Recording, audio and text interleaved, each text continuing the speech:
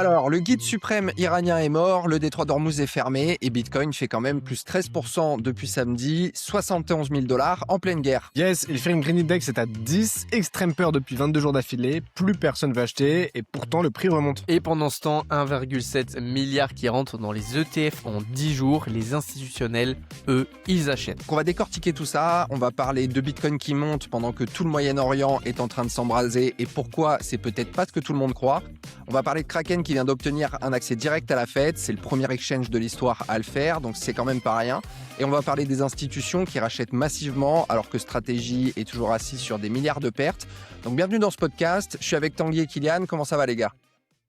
Bah écoute, ça va, hein, malgré le contexte un peu tendu, on va dire, il y a quand même de la matière aujourd'hui à discuter. Hein. Ouais, on a pas mal de news, donc on va voir tout. Hein. D'ailleurs, continuez à poser vos questions en commentaire. En une à chaque épisode et on y répond à la fin du podcast. Allez, on est parti, on se fait un petit point de marché. Donc côté marché, Bitcoin à 71 500 $, plus 8,6% sur la semaine. On est monté de 63 000 $ samedi au moment des frappes sur l'Iran jusqu'à 73 300 $ mardi. Aujourd'hui, on consolide aux alentours de 71 000. Donc pour tous ceux qui ont besoin de contexte, on est à moins 43% depuis le sommet à 126 000 $ d'octobre dernier. On est toujours en bear market, hein. Les cycles sont intacts, il faut bien se rendre à l'évidence.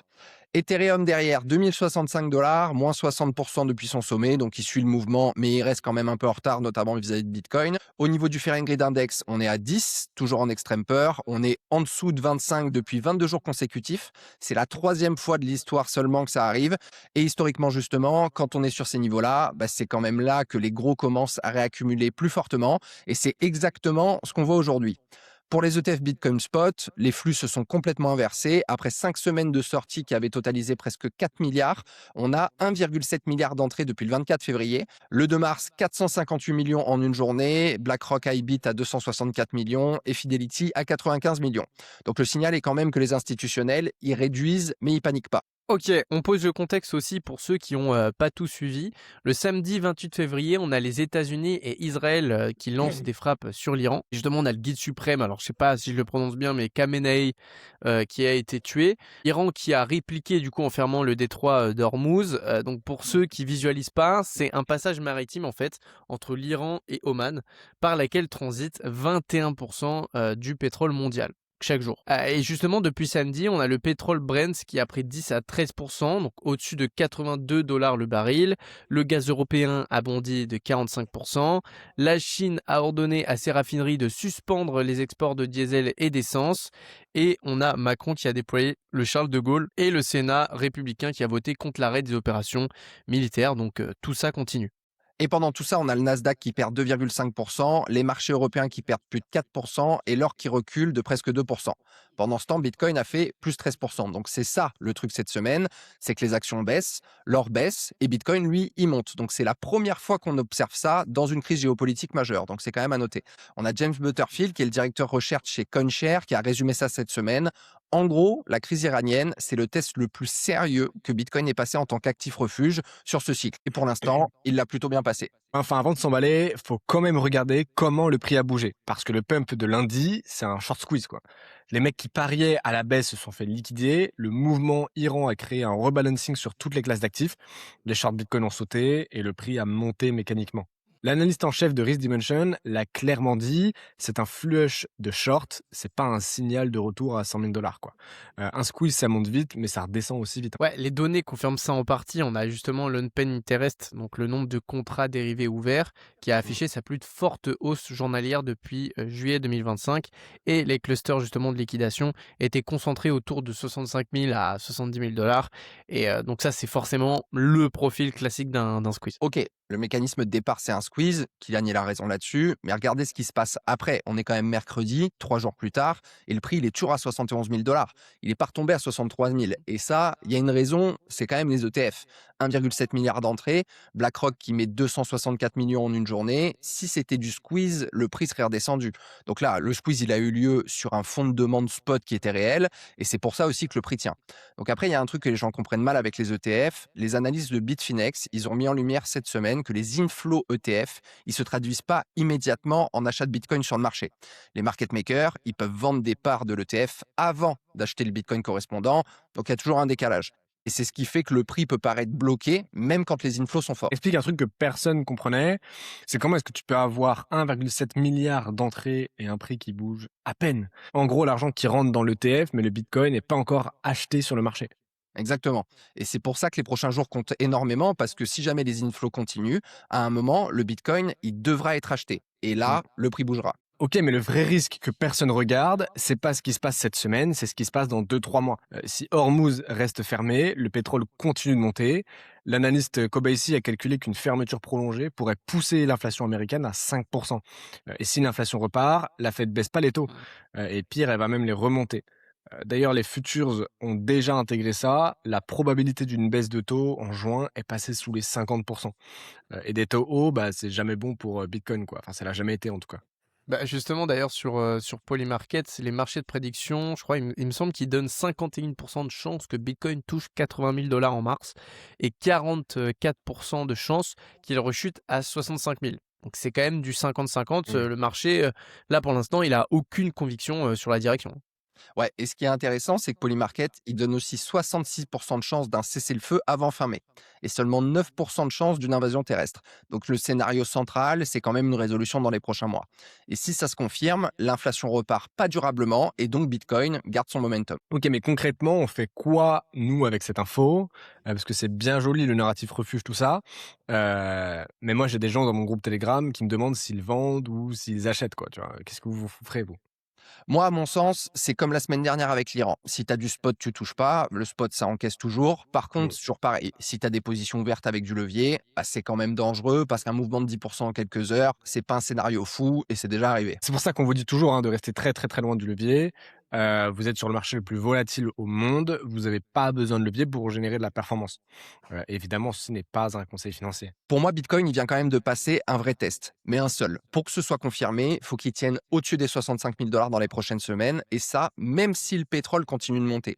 Si ça tient, le gap CME qui est entre 79 500 et globalement 81 000 et quelques dollars, donc c'est en gros une zone où le prix a jamais été traité sur les futurs, et qui agit comme un aimant, historiquement il y a quand même 9 gaps sur 10 qui se comblent, bah ça c'est la prochaine cible.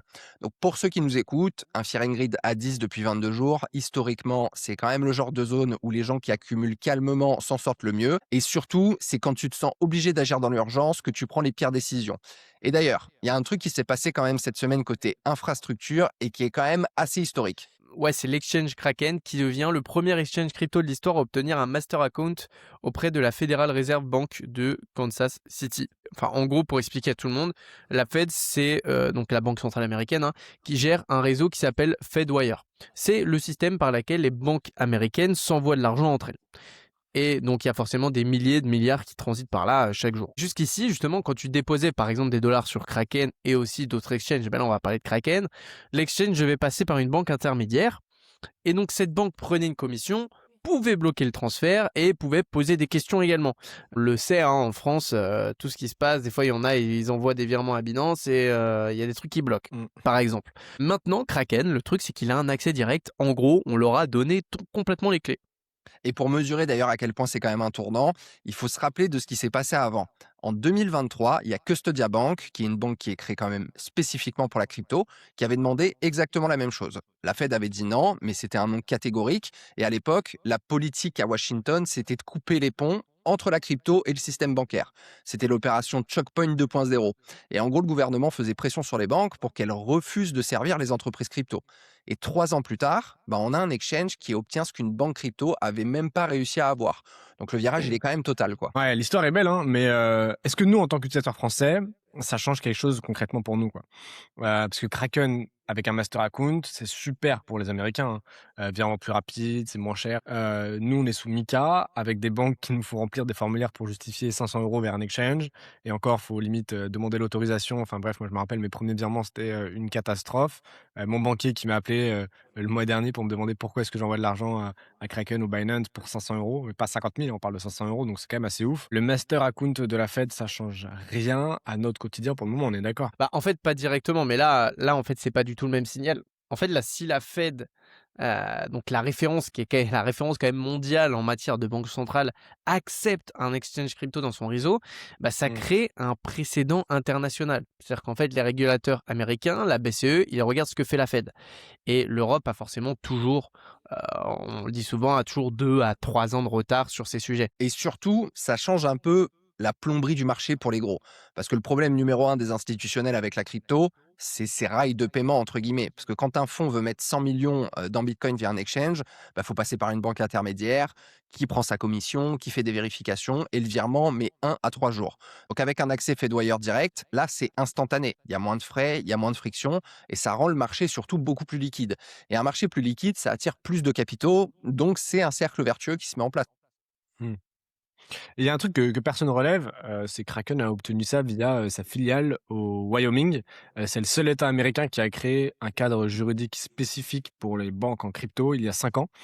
Pendant que la SEC passait son temps à attaquer tout le monde en justice, Wyoming constituait les fondations. C'est la preuve que la régulation intelligente, bah, ça existe. C'est lent, c'est chiant, mais ça finit par payer, quoi.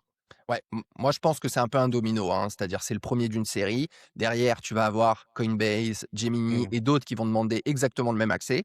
Et dans 2 3 ans, le fait qu'un exchange ait un accès direct à une banque centrale, bah, à mon avis, ça sera la norme. Mmh. Aujourd'hui, c'est assez historique, mais demain, comme d'habitude, ça sera standard. Comme les ETF, hein, d'ailleurs, historique en janvier 2024 et standard en 2025. Et quand tu combines ça justement avec ce qui se passe côté institutionnel cette semaine, bah, le tableau il est quand même assez clair. Ouais, stratégie 10e semaine consécutive d'achat, 3015 BTC pour 204 millions de dollars, donc avec un prix moyen d'achat à 67 700 dollars le Bitcoin. Donc là, au total, voilà, ils ont encore plus de 720 000 BTC, plus de 3,4% de tous les bitcoins qui existeront jamais. Et donc, il faut savoir qu'ils ont acheté pour plus de 54 milliards de bitcoins et leur prix moyen est quand même nettement plus élevé que maintenant. Enfin, en tout cas, effectivement, ça se rapproche, mais on est aux alentours des 76 000. Et parallèlement, on a Morgan Stanley qui a aussi déposé un S1 auprès de la SEC, donc en gros un dossier d'enregistrement pour lancer son propre ETF Bitcoin. Donc la custody, elle serait partagée entre BNY Mellon, la plus vieille banque américaine, et Coinbase. Donc quand tu vois ça, le message, il est assez clair. Les pros, ils achètent la panique, quoi. OK, mais il faut quand même dire un truc sur stratégie. 720 000 bitcoins achetés à un prix moyen à presque 76 000 dollars. Bitcoin, lui, en ce moment, là, il est à 72 000 dollars à peu près. Stratégie est en perte latente de plus de 3 milliards. Il indique quand le prix était à 66 000, 67 000, c'était plus 6 7 milliards de pertes, quoi. Donc c'est quand même énorme. Peter Schiff les a trollés cette semaine en disant que un gros félicitations, votre prix moyen repasse 76 000, mais vos pertes grandissent pendant que l'or explose à 5 400 dollars. C'est du troll, mais les chiffres, ils sont quand même vrais. Et le truc qui devrait inquiéter les gens qui ont du micro-stratégie en portefeuille, c'est que Stratégie finance ses achats en diluant ses actionnaires. Ils ont vendu pour 230 millions d'actions cette semaine pour acheter du bitcoin. MicroStrategy, c'est une des actions les plus shortées du marché. La volatilité est à 106. Le titre a fait plus 7% en un jour et moins 5% le lendemain. Pour ceux qui nous écoutent, si vous avez du micro-stratégie comme proxy Bitcoin, faut bien comprendre que c'est pas du Bitcoin, quoi. C'est un pari leveragé sur Bitcoin, habillé sous une forme d'action, quoi. Donc c'est vraiment, vraiment pas la même chose. Ouais, c'est la bonne nuance. Après, le truc, c'est que Saylor peut pas faire arrière avec 720 000 BTC, hein. Mais bon, il a ses stress tests, hein. Il dit quand même pouvoir encaisser un crash de 88%. Et son horizon, c'est 10 ans, pas 3 mois. Donc, ce qui est le plus intéressant pour moi, c'est toujours le signal global. Mettez tout ensemble, les ETF qui rachètent 1,7 milliard après 5 semaines de sortie. Stratégie qui achète pour la 10e semaine. Morgan Stanley qui lance un ETF maintenant en pleine extrême fear. C'est le même film à chaque cycle, quoi. Le retail vend en bas, les institutions achètent en bas. Et dans 12 mois, le retail rachète quand c'est cher et se demande pourquoi il gagne jamais d'argent. Bah ouais, c'est ça. Et moi, j'ai encore eu quelqu'un là sur Instagram récemment qui m'envoie un message. Je vais pas dire son nom, hein, mais il avait acheté du Bitcoin au-dessus de 100 000 dollars en septembre dernier. Il a tenu jusqu'à 80, il a tenu jusqu'à 70 000. Et la semaine dernière, il me dit bah écoute, je vends, je peux plus, je suis en perte de 35%, je peux pas accepter ça, etc. Et tu sais qui achète les Bitcoins derrière? Ah, c'est pas vraiment en particulier, même si nous on en achète un peu quand même. C'est souvent des ETF ou un fonds Mmh. d'investissement et c'est stratégique, quoi. Et c'est toujours pareil, c'est les petits qui achètent cher et qui vendent pas cher et les gros font l'inverse, ils achètent au meilleur moment et ils accumulent, quoi. Bah, ouais, et puis en plus de ça, c'est que c'est pas juste une théorie, c'est que les chiffres le confirment en fait. Les ETF Mmh. spot Bitcoin ont perdu seulement 6% de leur BTC malgré un prix divisé, quasiment par 2 depuis le sommet. Donc vraiment les institutionnels en tout cas ne vendent pas, c'est plus les particuliers qui alimentent la baisse, hein. Et c'est là aussi que la foi, elle devient quand même assez actionnable, parce que si tu vends maintenant, en gros, tu donnes tes BTC à BlackRock, à Stratégie, hein. Littéralement, c'est pas une image, hein. Mais donc, Ouais. moi, à mon sens, on est vraiment dans cette phase de transfert. Les mains faibles lâchent et les mains fortes, elles ramassent tout.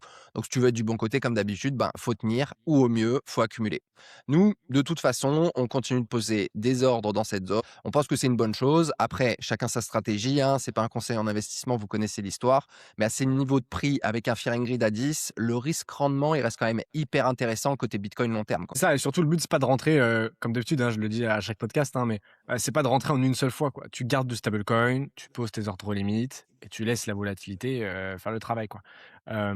C'est les coups de stress qui te permettent d'accumuler bas, quoi, en fait, et le fait de poser des ordres, bah, en fait, tu réfléchis même plus, tu ta stratégie, c'est mis en place et ça tourne, quoi. Allez, ce qu'il faut retenir du coup, Bitcoin plus 13% depuis les frappes en Iran, premier vrai test de résistance en pleine Mmh. crise.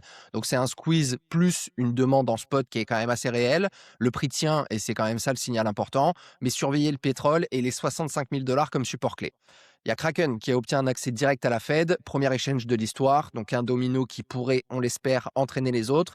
Du côté des institutions, 1,7 milliard dans les ETF, stratégie à plus de 720 000 BTC, Morgan Stanley qui arrive, les particuliers qui vendent et les gros qui accumulent. Donc, s'il vous plaît, soyez pas les mecs qui vendent le bottom et qui filent leur BTC aux instits, quoi. Donc, si après cet épisode, vous vous dites, OK, mais moi, je fais quoi avec mon portefeuille? Bah, c'est la question à laquelle on répond tous les jours dans le Mare of Club. Donc, jetez un œil, mareofclub.com. Kylian, un dernier petit mot? Bah, écoute, le fear and greed est à 10 depuis 22 jours. C'est quand même ouf. Tout le monde, continue de paniquer. Le marché, c'est un petit désert quand même, là. On traverse une petite phase, assez calme, et on le ressent, hein, partout. Les gens sont inactifs dans le milieu. C'est pas le moment de lâcher pour les gens qui nous écoutent, là. Faut se positionner et continuer à accumuler doucement, encore une fois. Mettez pas tout d'un coup. Ayez toujours du stablecoin. Continuez à accumuler à des bons prix. Retravaillez un peu votre portefeuille si vous sentez que ça fait sens, et patience, quoi. Bon bah voilà, on se retrouve la semaine prochaine pour la suite. Posez bien vos questions en commentaire, on y répondra. Lâchez un petit like et abonnez-vous aussi si vous n'êtes pas abonné. On poste plus de 3 fois par semaine sur cette chaîne YouTube. On est la référence numéro 1 en crypto. Les amis, prenez soin de vous et puis, comme d'habitude, que les marchés vous soient favorables. Salut les gars! Ciao, ciao.